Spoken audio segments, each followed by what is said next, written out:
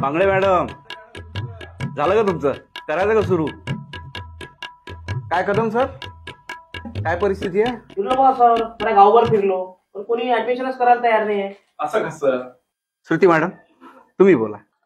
नाही म्हणजे बरोबरच आहे यायचं. आता विषय कसा आहे सर, आम्ही लय फिरलो गावागावात, पण विद्यार्थ्याच्या पालकाचं म्हणणं असं आहे त्याला मराठी म्हणजे दुय्यमच वाटून राहिली आणि इंग्रजी हे महत्वाची वाटून राहिली है ना. कसं आहे सर, आपल्या शाळेच्या पडक्या भिंतीपेक्षा मोठ्या मोठ्या इमारती त्याला भावून राहिल्या. आपल्या शाळेची गुणवत्ता आहे तशी, पण प्रायव्हेट शाळेत भेटणाऱ्या सुविधा त्याचं मन आकर्षित करून राहिल्या. आता मला एक सांगा, म्हणजे कोणता उपाय करायला पाहिजे आपण?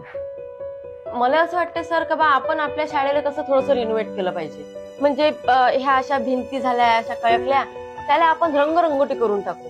विद्यार्थीले बसायला असे मस्त बेंचेस, डेस्क ही सुविधा देऊ. आणि ते शौचालयाची लय बेकार अवस्था झाली आहे, तर ते थोडीशी सुधारू. सर हे पाण्याच्या टाकीपेक्षा ऑरो फिल्टर बसवणं लय गरजेचं आहे आपल्याला. एक डिजिटल रूमची गरज आहे सर. म्हणजे कसं ह्या सुविधा जर आपण देऊ शकलो तर मग कदाचित ते आपल्याकडे थोडेसे येतील. शासनाकडून नसतं काही गोष्टी होऊन नाही राहिल्या, आता आपण काय करू शकतो त्याच्यात? या व्यतिरिक्त दुसरा उपाय नाही का सर आपल्याकडे? नाही, एक उपाय आहे सर. कोणता? म्हणजे कसं त्याच्यासाठी सगळ्याची मदत लागेल. पालकांच्या दारोदारी फिरणं झालं आता काय लोटांगण घालायला लावतं त्यांच्यासमोर? सांगत होते पटकन काय उपाय आहे तो? म्हणजे आपण जर सगळ्यांना एक एक पगार आपल्या शाळेसाठी दिला तर? काय बोलता मॅडम, एकदम बकवास आयडिया आहे. आपला पगार पण द्यायचा त्याला? आपलं काम आहे का ते? शासन पाहत बसून ते काय बोलून राहिली? पागल झाली काय तू? हे पहा, मी हे सगळं विचार करूनच बोलून राहिली.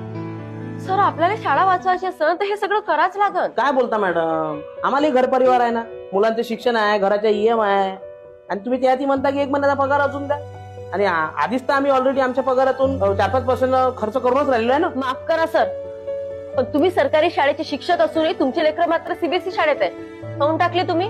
काऊन का तुम्हाला असं वाटतं ना की ह्या शाळेचा दर्जा चांगला नाहीये म्हणून? मग त्या गरिबांना जर वाटत असेल तर काय चुकी आहे हो त्याची?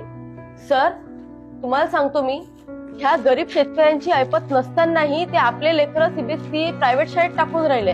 काऊन टाकून राहिले? काऊन का तेले असं वाटू राहिलं की आपले लेकरं त्या शाळेत टाकले तर मोठे साहेब बनतील. ह्या दिव्या स्वप्नात आपल्या डोक्यावरचं कर्ज वाढवून राहिले. मला सांगा सर, आपली शाळा अशाच लोकांसाठी आहे ना? मग सरकार जर एक पाऊल पुढे घेत नसेल, आपण एक पाऊल पुढे घेऊ शकत नाही? एक आदर्श निर्माण नाही करू शकत का आपण? गावंडे मॅडम म्हणतायत ते बरोबर बोलतायत.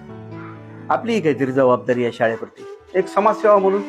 हे बघा, कोणाकडे जबरदस्ती नाहीये.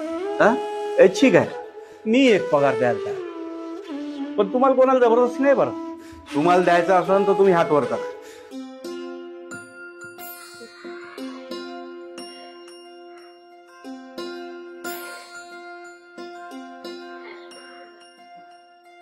तू काय हात वरत करू राहिला? सर माझा पगार घ्या, मी त्या शाळेचा कर्मचारीच आहे.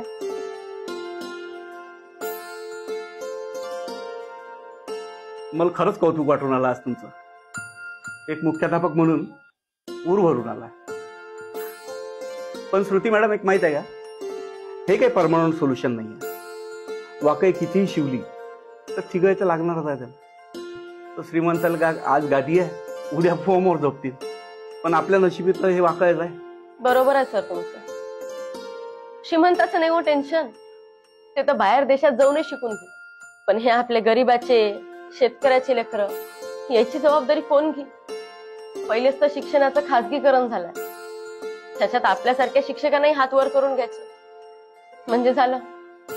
नोकऱ्या तर कठीण झाल्याच आहे, पण ह्या गरीबाच्या लेकरानं का सुशिक्षित राहावं नाही ह्या देशात? मग यायच्या शिक्षणाची जबाबदारी कोणाची?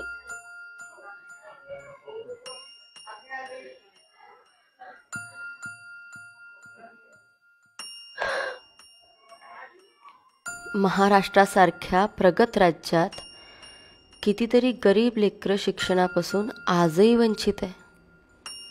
पोटाची भूक भागवाव का शिक्षण विकत घ्या, हा प्रश्न मायबापाच्या समोर आहे. महाग होत चाललेलं शिक्षण आणि गरिबीचं वाढत चाललेलं ओझं कितीतरी स्वप्न अर्धवट तुळवून टाकते. शिक्षणाचा हक्क सर्वांसाठी आहे, पण वास्तव अजून खूप कळवट आहे.